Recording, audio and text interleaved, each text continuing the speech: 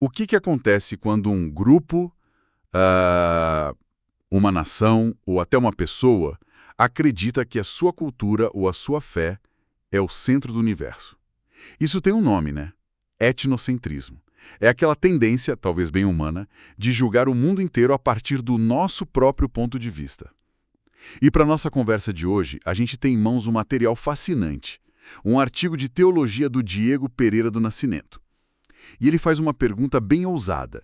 Ele pega a Bíblia, um texto que muita gente associa à ideia de um povo escolhido, e vai investigar como ela mesma lida com esse impulso. O que acontece quando um grupo, uma nação ou até uma pessoa acredita que a sua cultura ou a sua fé é o centro do universo?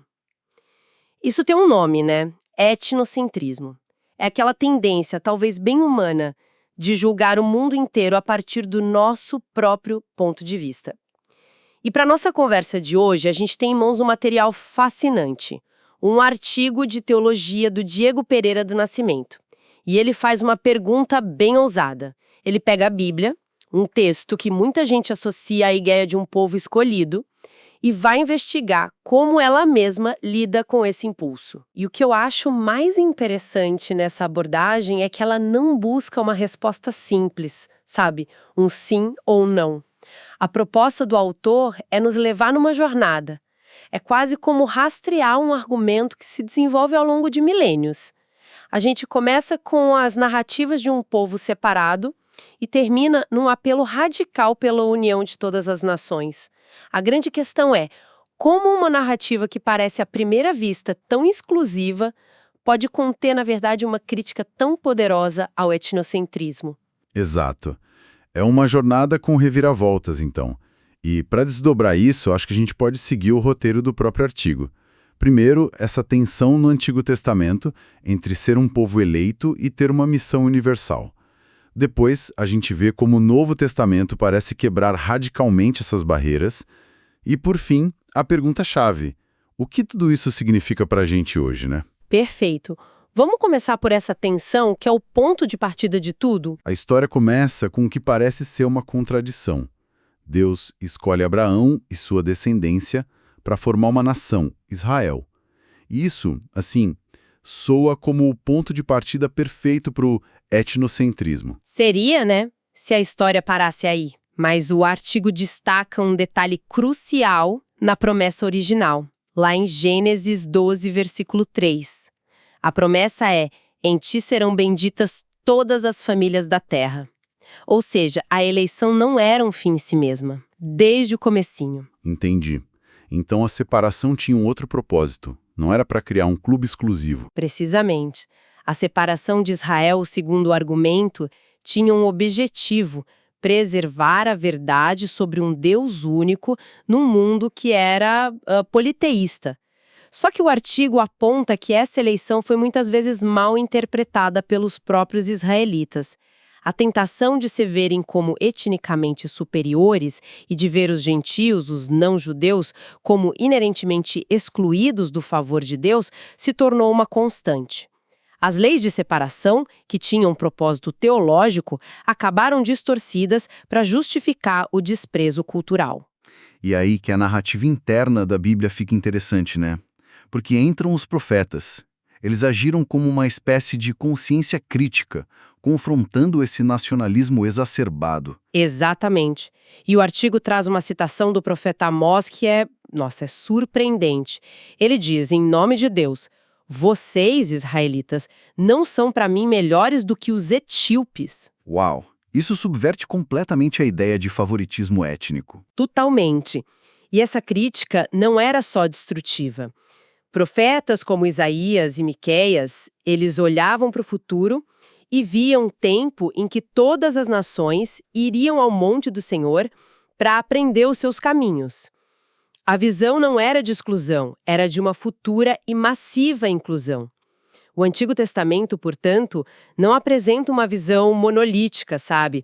Mas sim uma tensão constante entre o particular e o universal. Certo.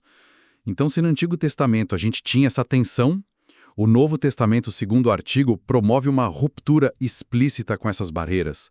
Começa com as ações de Jesus, né?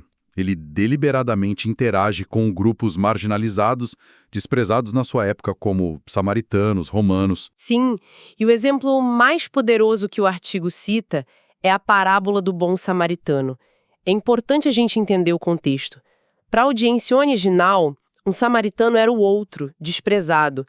Ao colocar um samaritano como o herói moral da história, Jesus desafia diretamente as noções de superioridade étnica e religiosa.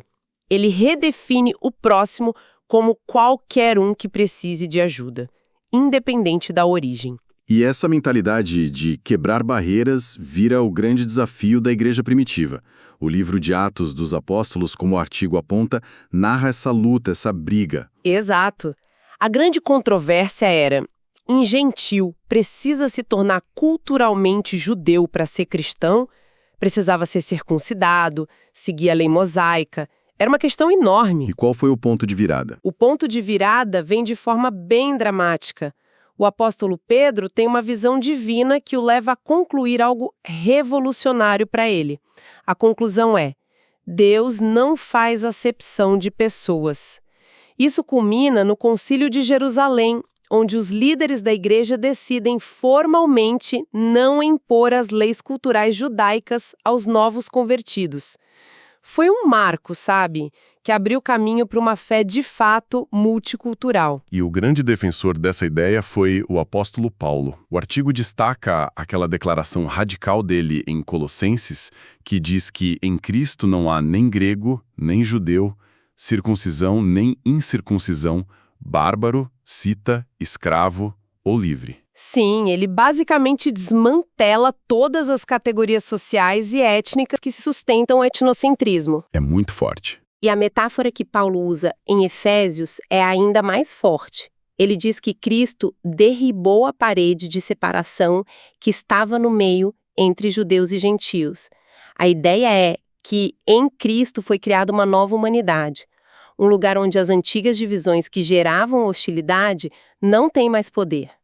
Ok, então, o que tudo isso significa? Porque, segundo a fonte, o etnocentrismo religioso é tão perigoso. O artigo aponta 3 consequências teológicas bem graves. Primeiro, ele distorce a imagem de Deus. Reduz Deus a um Deus tribal que prefere uma cultura em detrimento de outra, e não o Criador soberano de todos os povos. Certo. O segundo ponto, sobre missões e evangelismo, é muito prático. Historicamente, muitos missionários confundiram a mensagem do evangelho com a sua própria cultura, né? Seja ocidental ou outra. Acabaram impondo costumes culturais junto com a fé. Exatamente. O que leva à terceira consequência, a quebra da unidade. A igreja é descrita como um corpo com muitos membros diferentes. O etnocentrismo impede essa unidade na diversidade. Ele marginaliza grupos e empobrece a todos porque suprime a riqueza que a pluralidade cultural traz. E como combater isso hoje? O artigo oferece algumas direções, imagino. Sim, de forma bem direta. Começa com humildade cultural. Reconhecer que nenhuma cultura é superior. Passa pela educação teológica intercultural, que ensina a ler a Bíblia e a história da igreja reconhecendo os erros e acertos do passado. E, finalmente, promover ativamente a diversidade na liderança, na adoração, na vida da comunidade. A mensagem final é que a verdadeira unidade não é uniformidade cultural, mas a celebração da diversidade dentro de um propósito comum. Que jornada! A gente começou com a definição de etnocentrismo e aparente exclusividade de um povo escolhido.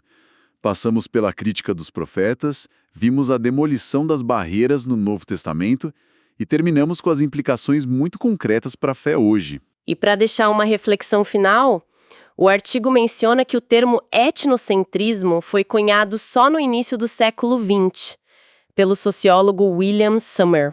Nossa, é bem recente. E isso levanta uma questão intrigante. Ao vermos essa coleção de textos antigos, escritos ao longo de mais de 1000 anos, lidando tão intensamente com essa tendência humana de se colocar no centro, a gente é lembrado de quão persistentes são certos desafios humanos. que outras questões que a gente considera modernas talvez já estivessem sendo debatidas com outras palavras e em outros contextos há milhares de anos, e o que essa persistência nos diz sobre a condição humana.